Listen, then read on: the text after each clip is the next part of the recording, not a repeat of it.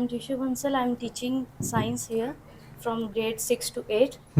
Sir मेरा question है कि बच्चे लॉन्ग क्वेश्चंस को देखते ही डर जाते हैं कि उनके लिए ऐसा होता है कि लॉन्ग क्वेश्चंस में से लाइंस कट करवा दो, हमें छोटा करवा दो उसको भी।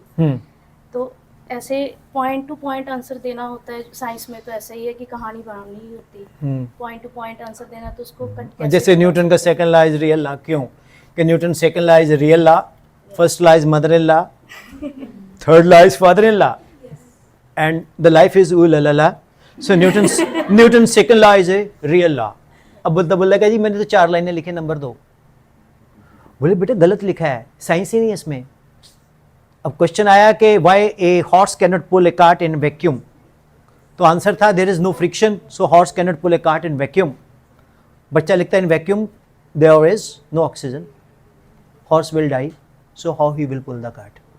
और प्रिंसिपल हिंदी बैकग्राउंड के बोलते हैं ये क्वेश्चन का आंसर तो सही है, जब ऑक्सीजन नहीं घोड़ा कितना खींचेगा। मैं कहा मैम फिजिक्स कहती है फ्रिक्शन। तो मैम देखो क्वेश्चंस को शॉर्ट करना, वेरी शॉर्ट करना।